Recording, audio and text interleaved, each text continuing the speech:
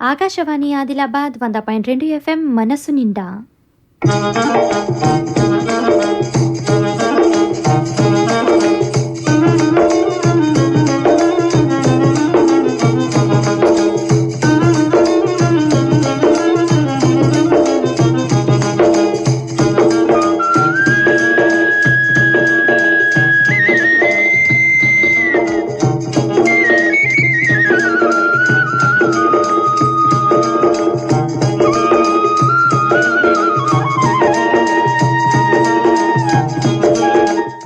కిసాన్ వాణి కేంద్ర వ్యవసాయ మరియు రైతు సంక్షేమ మంత్రిత్వ శాఖ వారి ప్రాయోజిత కార్యక్రమం.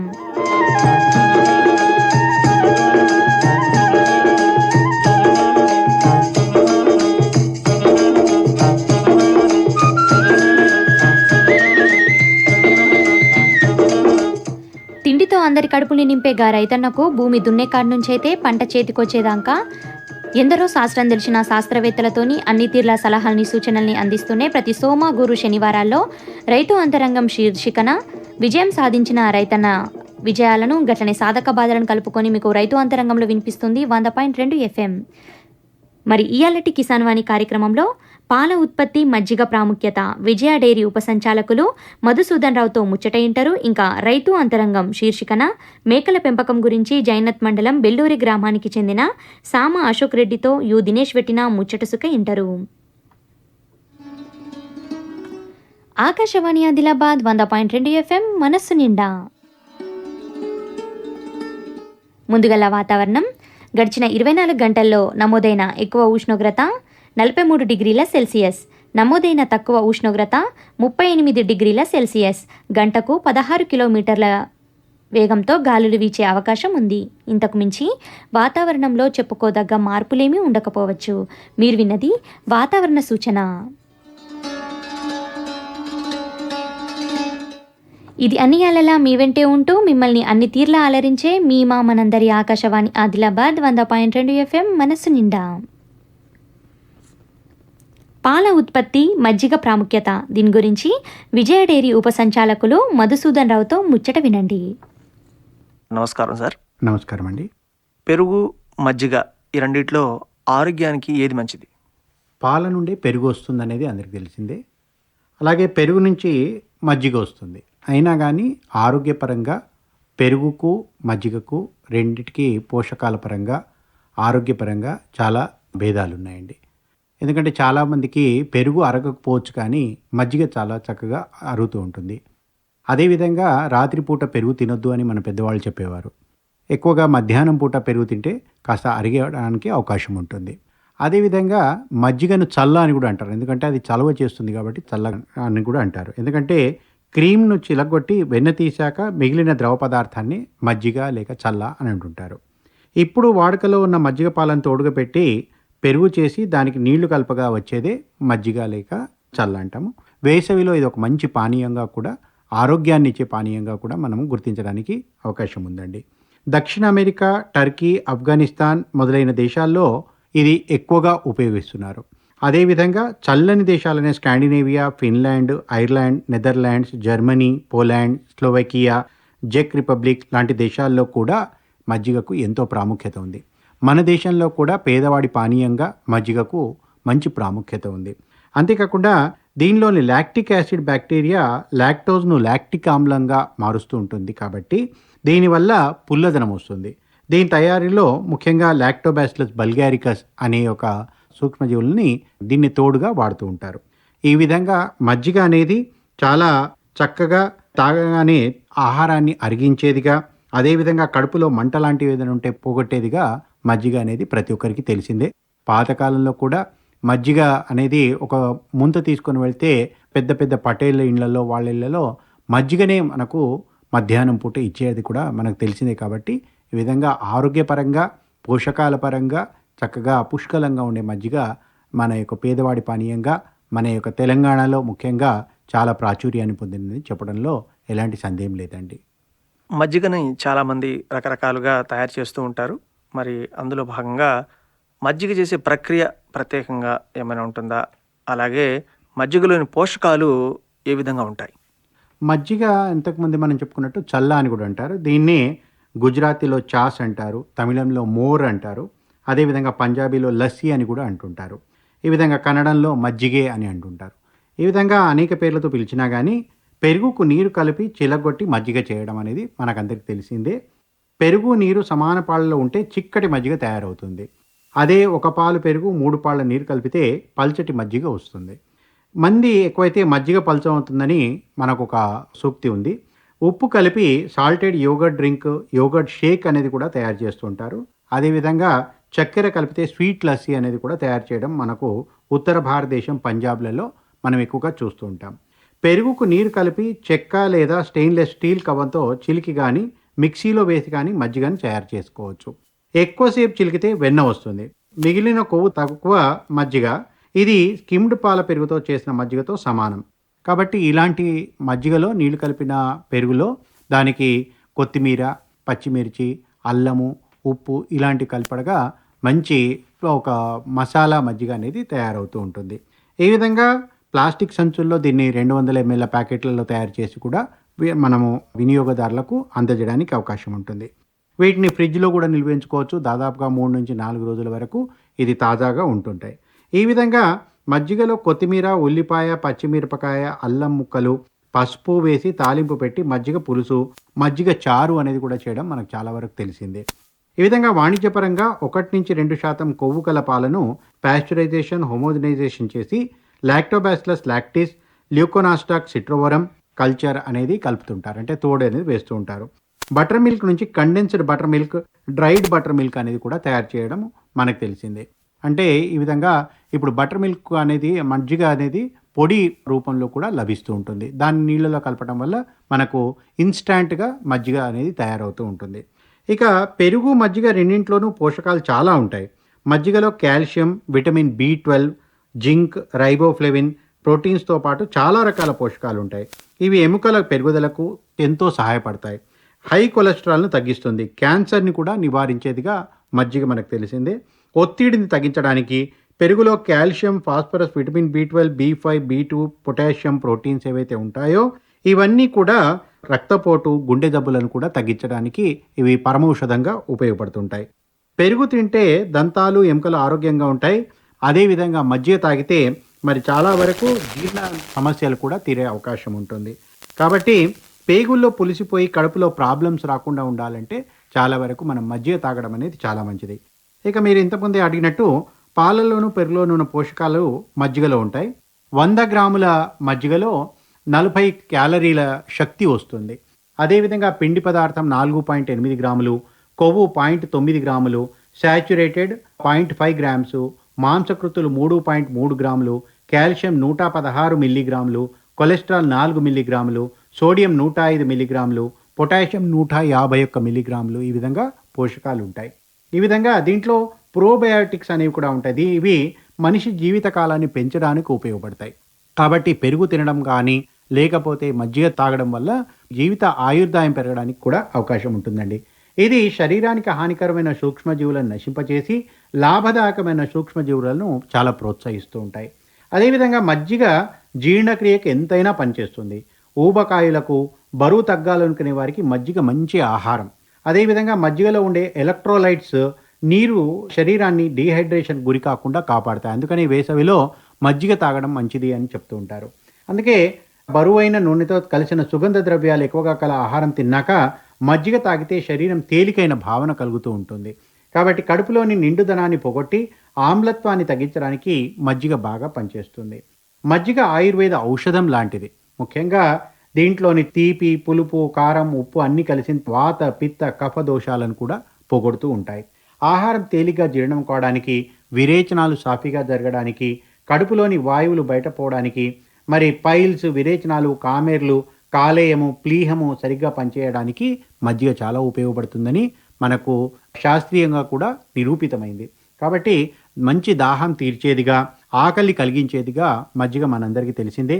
దేహాన్ని చల్లబరిచేదిగా, మజ్జిగ వ్యాధి నిరోధకంగా కూడా ఉపయోగపడుతుంది. ఈ విధంగా మసాలాతో కూడిన ఆహారం తిన్న తర్వాత మజ్జిగ కడుపును తేలికపరుస్తుంటుంది. కాబట్టి బిర్యానీ లాంటివి తిన్న తర్వాత మజ్జిగ తాగితే కాస్త వరకు ఉపశమనంగా అనిపించడం అనేది మనం చూస్తూ ఉంటాం. ఈ విధంగా కొలెస్ట్రాల్ తగ్గించడానికి, వైరల్ బ్యాక్టీరియల్ వ్యాధులకు, క్యాన్సర్కు వ్యతిరేకంగా మజ్జిగ ఉపయోగపడుతుంది. కడుపులో పుండ్లు అంటే అల్సర్స్ ఏవైతే ఉంటాయో వాటికి మజ్జిగ నొప్పి తగ్గిస్తూ ఉంటుంది. మరి మజ్జిగలోని కాల్షియము, ఫాస్ఫరస్ ఎముకల ఆరోగ్యానికి కూడా చాలా మంచిది.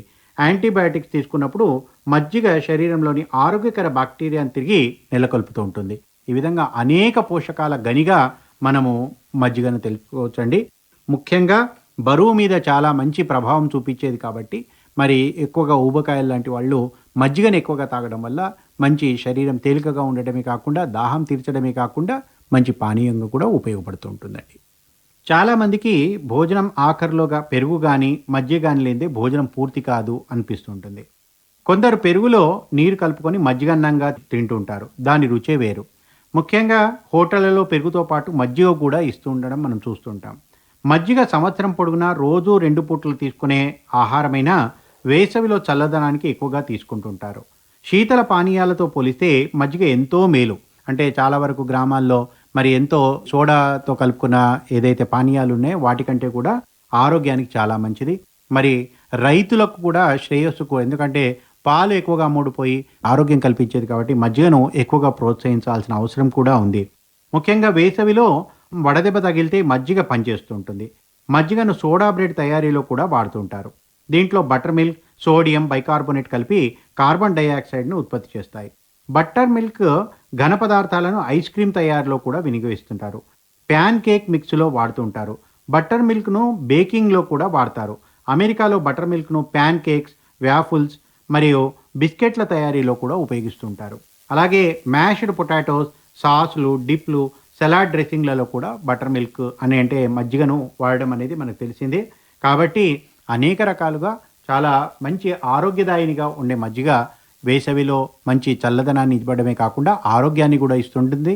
అదేవిధంగా మన పాడి రైతుకు శ్రేయస్సును, అదేవిధంగా వారికి సౌభాగ్యాన్ని కల్పించే ఇలాంటి పాల ఉత్పత్తులను ప్రోత్సహించడం అనేది ప్రతి ఒక్కరి యొక్క విద్యుక్త ధర్మంగా భావించాలని, పాల ఉత్పత్తులైన మజ్జిగను ఎక్కువగా వాడితే ఆరోగ్యంతో పాటు ఆదాయాన్ని సంపాదించడానికి కూడా మంచి మార్గంగా ఎంచుకోవాలని నేను కోరుతున్నానండి. పాల ఉత్పత్తి, మజ్జిగ ప్రాముఖ్యత ఈ అంశం గురించి రైతు సోదరులకు చక్కగా వివరించారు. ధన్యవాదాలు సార్. ధన్యవాదాలు. పాల ఉత్పత్తి, మజ్జిగ ప్రాముఖ్యత విజయ డైరీ ఉపసంచాలకులు మధుసూదన్ రావుతో ముచ్చట అది. हर जोखिम से निकल कर फसल आए, सुरक्षित हो जाए। फसल बीमा से हर किसान अब आत्मनिर्भर हो जाए। संकट के समय प्रधानमंत्री फसल बीमा योजना किसानों के लिए वरदान है। अब सूखा पड़े या बाढ़ आ जाए कोई डर नहीं, अब ओले पड़े या कीट पतंगे फसल खा जाए कोई फिक्र नहीं, क्योंकि हमने लिया है प्रधानमंत्री फसल बीमा। बुआई से फसल कटाई तक हर जोखिम का दावा, न्यूनतम प्रीमियम पर अधिकतम भुगतान का वादा। योजना से हर साल जुड़ रहे हैं 5 करोड़ से ज्यादा किसान। अब आपकी है बारी। नजदीकी कृषि कार्यालय, सहकारी समिति, बैंक शाखा, अधिकृत बीमा कंपनी या जन सेवा केंद्र में स्वेच्छा से करा सकते हैं पंजीकरण। फसल बीमा पोर्टल या फसल बीमा ऐप द्वारा भी कराया जा सकता है पंजीकरण। प्रधानमंत्री फसल बीमा योजना, आपकी फसलों का संपूर्ण सुरक्षा कवच। कृषि एवं किसान कल्याण मंत्रालय, भारत सरकार। మీరు ట్యూన్ చేసింది 100.2 FM మనసు నిండా. మీరు వింటున్నారు కిసాన్ వాణి, కేంద్ర వ్యవసాయ మరియు రైతు సంక్షేమ మంత్రిత్వ శాఖ వారి ప్రాయోజిత కార్యక్రమం. కార్యక్రమంలో ఇప్పుడు రైతు అంతరంగం శీర్షికన మేకల పెంపకం గురించి జైనత్ మండలం బెల్లూరి గ్రామానికి చెందిన సామ అశోక్ రెడ్డితో యు దినేష్ పెట్టిన ముచ్చట ఇనుండ్రి. సామ అశోక్ రెడ్డి గారు, మీకు నమస్కారం. నమస్కారం. ఈ మేకలు మీరు ఎప్పుడు పెంచుడు చాలు చేసిండ్రు? 5-6 ఏళ్ళ కింద పెంపు చాలు చేసినాం. ఇప్పుడు మా ఆవిడతో లాభం ఉన్నది. అయితే అప్పుడు ఎంత కూడా కొనుక్కొచ్చారు మేకలు మీరు? 5-6 వేలకు ఒక్కొక్కటి కొన్నాం. అప్పుడు ఎక్కడికెళ్ళి తెచ్చారు? ఇక పల్లెటూళ్ళ పొంటి పిచ్చోడ ఏడికెళ్ళన్నా దొరికితే ఆడికెళ్ళి తెచ్చినాం. 15 సనుగులు. మరి మేకలు పెంచాలనే ఆలోచన ఎందుకు వచ్చింది అప్పుడు? అసలు ఎట్లా వచ్చింది అంటే మనకు భూమి వ్యవసాయం తక్కువ ఉన్నది. వ్యవసాయం తక్కువ ఉండి మనకు ఏం చేద్దాం, వేరే వాళ్ళకి జీతం చేయబడుతుంది. దాని గురించి మనం సంతం పెంచుకోవాలి. ఒక 15 సనుగులు సంవత్సరానికి ఒక 5-6 వేల జీతం ఉండే అప్పుడు మనకు 10,000 అయితే పడుతుంది కదా ఇవి అమ్ముకుంటే అని ఆ గురించి కొనుక్కున్నాం. ఎక్కడ మేపుతారు? జంగల్లో మేపుతాము, మళ్ళీ సోయలు తొగర లైన్ నుంచి ఇక్కడ మేపుతాం. మళ్ళా ఇప్పుడు శనగల పంటలు అయిపోతాయి, అప్పుడు ఇక్కడనే మేపుతాం. వర్షాకాలం మొత్తం జంగల్లో మేపుతాం. ఏమన్నారా మరి జంగలాతోళ్ళు? ఏమనాలి, పెట్టిన చెట్లు కొరికేస్తాయి కదా అవి. ఇప్పుడు నర్సరీ పెడతలేరు. నర్సరీ పెడితే మనకు స్టాండ్లు ఉన్నాయి, ఇంటికాడనే మేత పెట్టుకునే స్టాండ్లు చేసుకున్నాం మనం. ఇప్పుడు రోడ్డుకు రెండు వైపులా చెట్లు వేస్తున్నారు, మరి చెట్లను కొరికేస్తలేవా? ఇటు పోము కదా, జంగల్ ఇటు ఉన్నది కదా, ఇటు పోతారు. అటు కూడా చెట్లు పెట్టలేదా మరి? పెట్టలే, అటు ప్లేస్ లేదు పెట్టదండి. ఎన్ని గంటలకు ఇడుస్తావు పొద్దుగల మేకల్ని? 7 గంటలకు. 7 గంటలకు ఇడిచి ఎప్పటిదాకా మేపుతావు? 11 గంటల వరకు. ఈ ఎండాకాలంలో? ఆనకాలం అయితే దినమంతా మేపనే? దినం అంతానే 11 కొట్టంగా ఇడుచుడు, 5 కొట్టంగా వచ్చుడు. ఆనకాలం అయితే? ఆనకాలం 7 కొట్టంగా ఇడుచుకపోయినా 11 కొట్టేదాకా మేపినాం. మరి కడుపు నిండుతుందా వీటికి? నిండుతుంది. అవి పొద్దున్న దాకా మేపినా మేస్తాయి కదా అవి? అవి పొద్దున్న దాకా మేస్తాయి, తెల్లని దాకా మేస్తాయి. వాటికి రెస్టే ఉండదు కదా, నమ్ములుకుంటూనే ఉంటాయి. రెస్ట్ ఉన్నది, రెస్టే ఉంటుంది. నమ్మలేది నమ్ములుతూనే ఉంటుంది. ఎంత మేపితే అంత మేస్తూనే ఉంటుంది. అది ఎంత దూరం పోయి మేపుకొని వస్తావు ఇట్లా? మన చేనుల పంటి ఇప్పుడు శనగకాయలు రాలిపోయినవి ఉంటాయి కదా శనగలు, వీటి గురించి. సాయంత్రం ఎప్పుడు ఇడుస్తావు మేకల్ని? 4 గంటలకు. 4 నుంచి ఎప్పటిదాకా? 7 కొట్టేదాకా. మళ్ళీ ఎండపుట్టు ఏమైనా వేస్తావా వీటికి తిండి? ఏం లేదు. రాత్రి కూడా ఏం లేదు? ఇక రాత్రి లేదు, పొద్దునే వేస్తాం. ఏమేస్తావు పొద్దుగల? శనగ కుటారు. అంటే కొనుక్కొని ఉంచుకుంటారా? ఆ. ఈ పల్లికాయ పొట్టు ఏరాదా? మయంగా పడుతుంది కదా మనకు కొనుక్కునుడు. ఇటు మనది ఏరియాలో లేదు కదా పల్లికాయ, దాని గురించి. వేస్తే తింటాయి అవి? తింటాయి. ఈ శనగ కుటారు ఎట్లా కొన్నారు మరి? ఎక్కరకు 1500. ఎన్ని ఎక్కర్లు ఉంటే అన్ని ఎక్కర్లు మనం కొనుక్కోవాలా. ఇట్లా గుల్లలు పెట్టేస్తారా? స్టాండ్లు ఉన్నాయి, వాటర్ వేసిన స్టాండ్లు ఉన్నాయి. నీళ్ళు ఎక్కడ తాపుతావు బయటకు వెళ్ళినప్పుడు? మరి బయట తాగుతాయి కదా, బాగులు చెరువులు అట్లుంటాయి. ఉంటాయి. అంటే మంచి నీళ్ళే తాపుతారా లేకపోతే బురద నీళ్ళు కూడా? ఇక ఇవన్నీ తాగుతాయి. ఇక అప్పుడు ఓన్లీ 2 టైంలు మంచి నీళ్ళు తాపుతాం ఇంటికాడ. అది మంచి తయారు చేసినావు అది? అమ్మా మస్తు పిరం పడ్డాయి. కొత్త టాక కోసినావా పాత టాకి కోసినా? కొత్తవి కోయాల, పాత టాకలు వేయడం మంచిగా ఉంటాయి. రకాలు అనిపించలేదు అంతా కొత్త టాకని కోసేస్తున్నా అన్నట్టుగా? అరే మనకు అవసరం కదా, పాతవి కొనుక్కుంటే అది వెళ్ళాం పొక్కలు పడుతుంది. ఈ మేకలు మంచిగా నున్నగా సాపు ఎత్తున్నాయి, ఇంత మంచిగా ఎట్లా ఉంచినావు మేకల్ని? మన పద్ధతి ఉంచాలా, మనమే డాక్టర్, మనమే ట్రీట్మెంట్ చేసుకోవాలా. దాని కొరకు ఇంటి మనిషి మేపాలా, మనం ట్రీట్మెంట్ చేసుకోవాలా మనమే సొంతం. వర్షాకాలం మొత్తం జొన్లు పెట్టాలా. ఇప్పుడు ఏది అందులో బక్కగా ఉన్నదా దాన్ని తీసుకుంటా జొన్లు పెట్టాలా. జొన్లు అంటే నానబెట్టా? అట్లనే నానబెడితే అవి తినాయి, ఏ వస్తున్నా తినాయి నానబెడితే. పొడి జొన్నలు పోసేయాలి మంచిగా అవుతుంది జొన్నలు పోస్తే? పోయిన సార్కు 9 కుంటల జొన్నలు పోసినాం మేము. మేకలు? మరి మేకలు మంచిగా ఉండాలంటే నీకు 7 కేళ్ళు ఉంటాయి. ఎన్ని ఉన్నాయి ఇప్పుడు మొత్తం? 60 ఉన్నాయి. 30 పిల్లలు, 30 మేకలు. పోతులు? ఒకటే ఉన్నది, మొన్న అమ్మేసిన. అంటే మరి మందలు ఎన్ని పోతులు కావాలా? ఒకటే అవసరం, 20 సనకు 1 పోతు. 2 పోతులుంటే కొట్టుకుంటాయేమో? కొట్టుకోవు కానీ అవి చిన్న పెద్ద ఉంచబడుతుంది, కొట్టుకోవద్దు అంటే. మనం కూర్చుంటే అంగకుంటుండే మా తాట పోతు. ఎంత కొట్టుంటుంది ఆ పోతు? 25,000. ఒక మేక పెద్ద మేక ఎంత అమ్ముతున్నది ఇప్పుడు? మేకని బట్టి రేట్. ఇక ఎత్తున్నది అనుకో 16,000, 17,000. సుడు ఉన్నది అనుకో 19,000. సుడుంటే ఎక్కువ రేట్ వస్తుంది, ఇంతే కూడా ఎక్కువ రేట్ వస్తుంది. 2 పిల్లలు ఉంటే మంచిగా పెద్ద మేక ఉంటే 20,000కి వస్తుంది. ఒక మేక సాధారణంగా ఎన్ని పిల్లల్ని పెడుతుంది ఎక్క అంటే? దానికి సుఖీన్ తోటి మేపితే 4 పిల్లలు పెడతాయి. బతుకుతాయి 4 పిల్లలు? బతికియాలా మరి. శనపూరి డబ్బా పెట్టి ఆవు పాల, బర్రె పాల. మరి 1 పిల్ల ఒక్కదానికి ఉంటే దానికి పాలు అర్జెస్ట్ చేసుడా, దాని పాలు దీనికి తాపుతారు. అట్లా తాగనిస్తాయి మేకలు? పట్టుకోలే ఇక, తాగనీయాయి. అంటే 1 పిల్ల మేక ఉంటే పిల్లలు కొని తెచ్చి దీనికి తాపుతారు? తాపాల. వీటికి ఏమేమి రోగాలు వస్తాయి సాధారణంగా? డొబ్బు వస్తుంది, చీమిడి వస్తుంది, గాలికుంటే ఎక్కరాదు, దద్దుల బీమారి వస్తుంది. ఇట్లా రూపాయి బలిందేలు దద్దులు వస్తాయి. అట్లా వచ్చినప్పుడు ఏం చేస్తావు మరి? ఇంజక్షన్లు ఇచ్చుకోవాలా. అంటే డాక్టర్ వస్తాడా, మీరు వెళ్తారా? మనకు డాక్టర్కి ఒక జోకు ఫోన్ చేసినామా, మందులు చెప్తాడు మనకు మెడికల్లో. ఆ మందులు తెచ్చుకొని మనం ఇచ్చుకోవచ్చు. మనకి ఇస్తుంది కాబట్టి ఇస్తున్నాం, వేరే వాళ్ళు డాక్టర్ని తెచ్చుకుంటారు. ఇప్పుడు ఒక మేక ఎన్ని సంవత్సరాలకు ఒకసారి ఇంతది? 2 సంవత్సరాల్లో 3 జోకులు ఇంతది. క్రాసింగ్ అయిన నుంచి లెక్క చేసుకుంటే 6 నెలలకు. మళ్ళీ 2 నెలలు 3 నెలలు పిల్ల ఈకుతుంది, పాలు మళ్ళా కడుతుంది. మేకలు మేపరి నువ్వు అడవికి వెళ్ళినప్పుడు మేక ఈనింది అనుకో, పిల్లల్ని ఎట్లా తీసుకొస్తావు వాడికి వెళ్ళేదాకా? చేతుల. అంటే ఒక మేక 4 పిల్లలు పెట్టినప్పుడు ఎట్లా పట్టుకొస్తావు? లుంగి ఇడిచి లుంగిలో కట్టి సంకకి తట్టి పెట్టుకొని 2 చేతులు పట్టుకొని 2 లుంగిలో తీసుకొని వచ్చుడు. 2 మేకలు ఇన్నాయి అనుకో 8 పిల్లలు అవుతాయి. ఎట్లా అన్నది ఆ చోనికన్నా ఫోన్ చేసేది. ఒక గుళ్ళన్న గంపన్న తీసుకురా, బండి మీద పెట్టుకొని ఉన్న పిల్లలన్నీ వేసుకొచ్చుడు. కుక్క ఉంటుంది ఎంబడి ఇంకా కుక్కలేదు బిక్కలేదు. మరి అది మాయ పడితే ఏం చేస్తారు అప్పుడు బయట?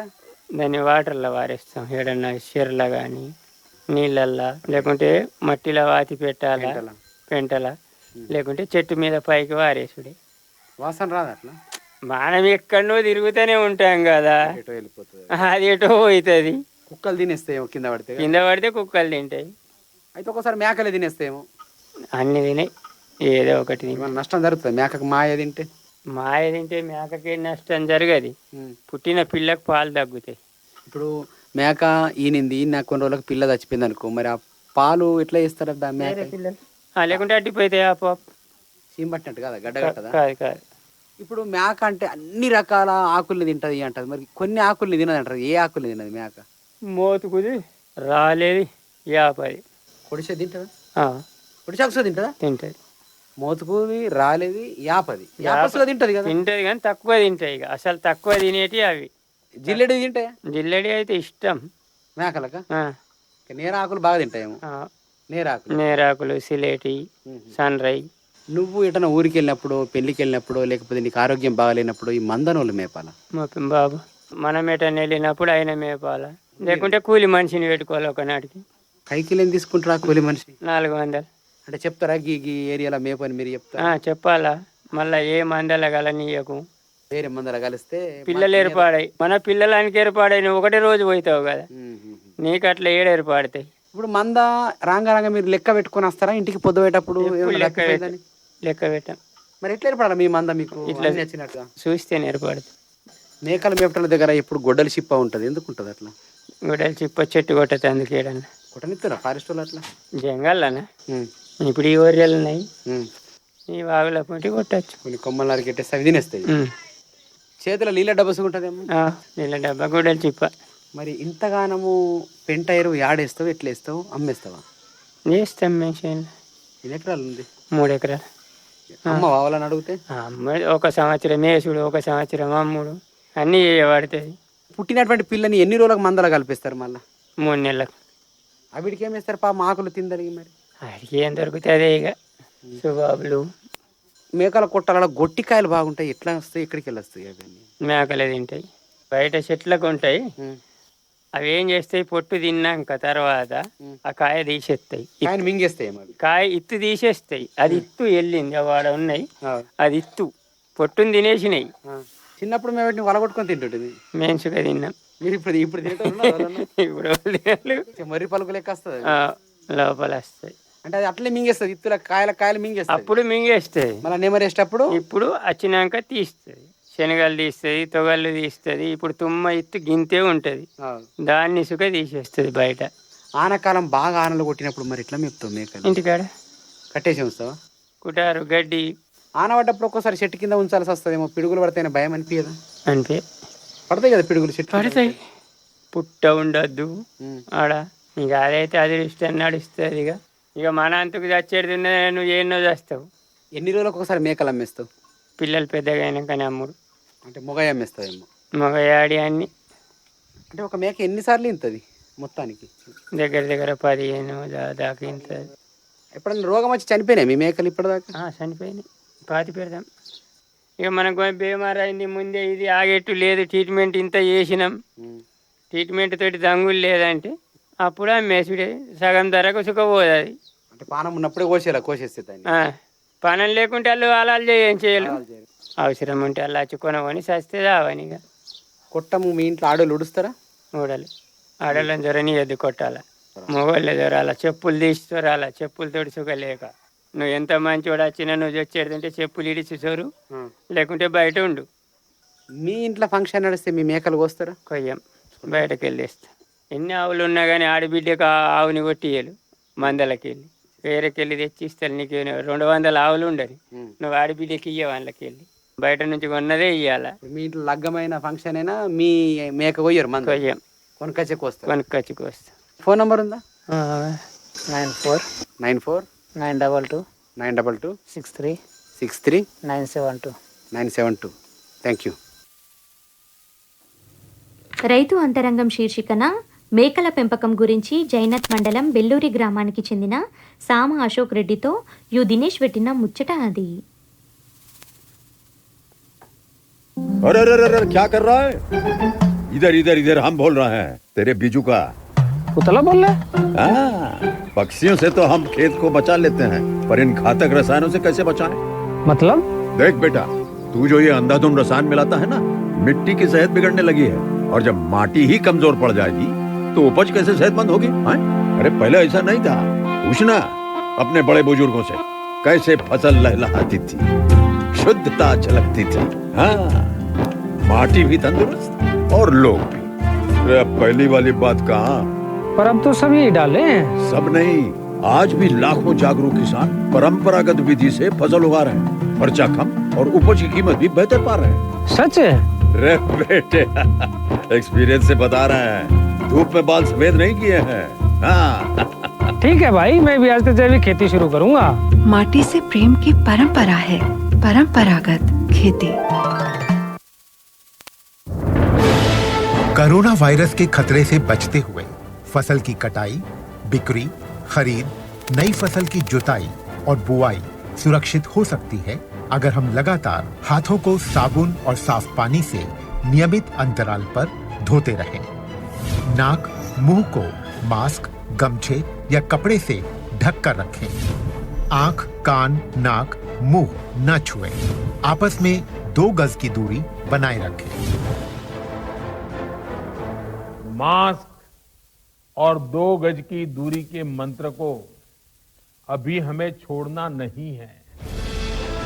फसलों की बुवाई एवं कटाई करते समय आपस में कम से कम 2 गज की दूरी बनाए रखें। फसल की कटाई करने के बाद छोटे छोटे ढेरों में इकट्ठा करें। कृषि के औजारों की समय समय पर सफाई करें। एक दूसरे के साथ औजारों की अदला बदली न करें। श्रमिकों के शौचालयों और हाथ धोने की जगह की ठीक से सफाई जरूरी है। बुआई, कटाई एवं मड़ाई के दौरान इस बात का ध्यान रखें कि इन स्थानों के आसपास कोई थूके नहीं। कंबाइन, हार्वेस्टर, थ्रेशर, जुताई और बुआई की मशीनों को इस्तेमाल से पहले साफ करें। मशीनों के इस्तेमाल से पहले और इस्तेमाल के बाद हाथ साबुन से साफ करें।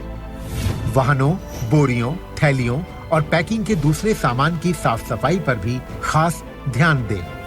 खरीद केंद्र पर आने से पहले किसानों एवं श्रमिकों की जांच। खरीद केंद्रों पर भीड़ न लगाएं एवं किसानों को बारी बारी से बुलाएं। गोदामों पर खरीदी हुई फसल को लेने में शीघ्रता करें ताकि किसानों एवं श्रमिकों को रुकना ना पड़े। कोरोना के खतरे से बचाव और अधिक जानकारी के लिए आरोग्य सेतु ऐप डाउनलोड करें। देश में खाद्य सुरक्षा के ये सिपाही भोजन की निरंतर उपलब्धता को सुनिश्चित करते हैं। किसान स्वस्थ रहें, तभी हम कोरोना वायरस से जीत पाएंगे, आगे बढ़ पाएंगे। किसान सबल, देश प्रबल।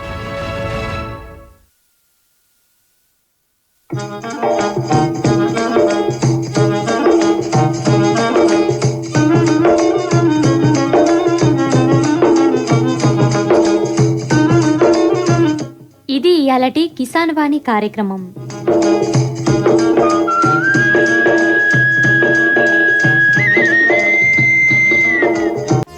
ఆకాశవాణి ఆదిలాబాద్ 100.2 FM మనస్సు నిండా.